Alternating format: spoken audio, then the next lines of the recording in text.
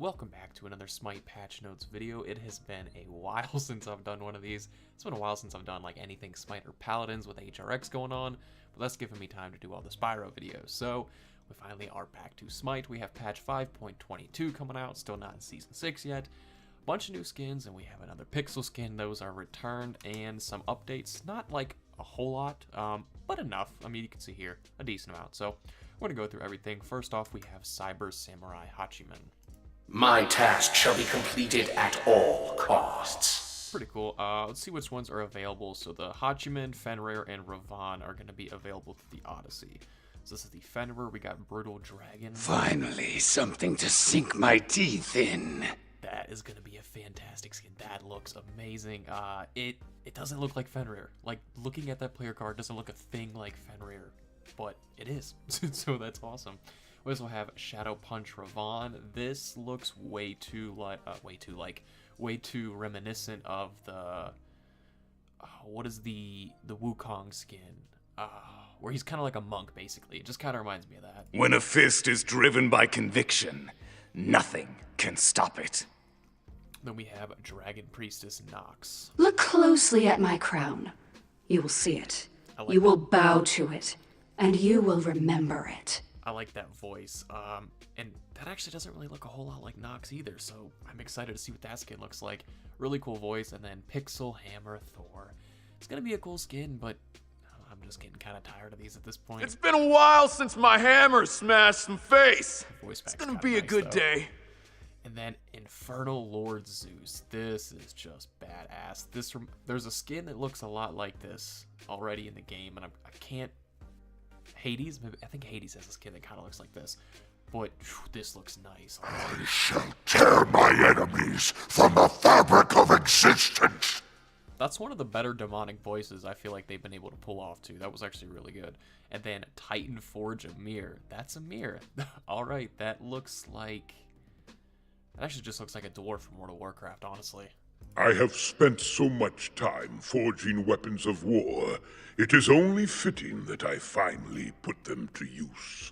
So those are the skins. We also have Hair's Odyssey updates. We're going to get Shadow Fist Jump Stamp that goes with it, probably similar to the Ravan thing. And Dragus Priestess Nox is going to be the bonus item.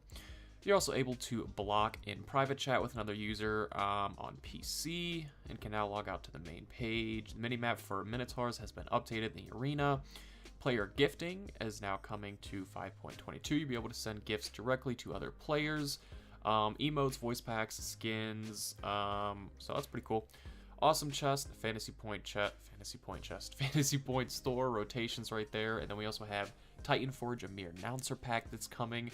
Let's get a look at that real quick. I have spent so much time forging weapons of war. Really cool It is only fitting that I finally put them to use. That's going to be a cool announcer pack for sure. We have the 1v1 me Deathmark. Oh god. Infernal Fountain skin. Cubic Recall skin. We have some bug fixes here that we're not going to go through. You can pause that at any time if you want to see them. Then we have item balances. So Soul Reaver gets a decreased maximum health percentage damage. This item, wait, no, hold on. Decrease the maximum health percentage damage that this could do. Used to be 8%, is now 7%. Bakasura gets a change to his Insatiable Hunger. Decrease the bonus attack speed and movement speed from 10% per stack to 8%. So a total of 30% down to 24%. It's been climbing in popularity and performance. We resolved a lot of the clunkiness. With the 6% reduction, opposing junglers and carries will have stronger opportunity to catch Bakasura out of position. I guess just with him being able to get around like a bat out of hell. Bastet decreased the cooldown on her Razor Whip from 15 to 13. That's just annoying. I don't even want to talk about Bastet. We're going to skip past her. Erlang Shen gets a a spot weakness, gets decreased physical power scaling. Used to be 15%, is now 10% per basic attack, so big nerf there. And then his decreased turtle form bonus movement speed used to be 100%, is now down to 75%. So 2 nerfs coming to Erlang. Freya, her Aurora Blade reduced the ranged bonus damage. Used to be 20%, is now down to 15% magical power scaling. And then also reduced the range bonus damage. or no, reduced range bonus damage. Just like the same thing. 20, 30, 40, 50, 60 is now 16 to 60. So first level gets a 4 decrease, then 3, then 2, then 1, and then it's just evened out at 60. So late game is still going to be kind of the same. It's just the earlier game has to take a little more to build up to that. Mercury Made You Look gets a bunch of changes it's looking like. This ability is no longer considered a basic attack for item effects. That's going to be a huge one, actually.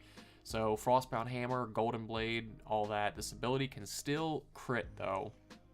It's now considered an ability for the purpose of item effects being Crusher and Brawler's Beatstick.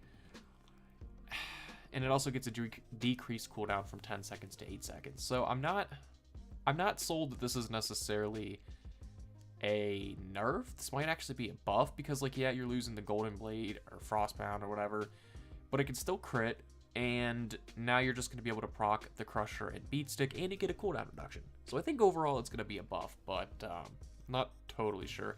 Pele gets an Everlasting Everlasting Flame gets an increased cooldown from 20 seconds to 30 seconds, and then reduce the lifesteal from 20% to 15%.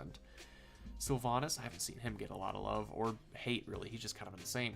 Sylvanas increased the base movement speed from 360 to 365. Now that doesn't seem like a major change, but I'm curious to see, even though it's only 5 movement speed, that's still extra movement speed for one of the most immobile gods in the game. It'll be interesting to see how that plays out. And then finally, Amir also gets increased movement speed from 365 to 370. He's also one of the most immobile gods in the game, but like, he's Amir. You don't want to go near that thing.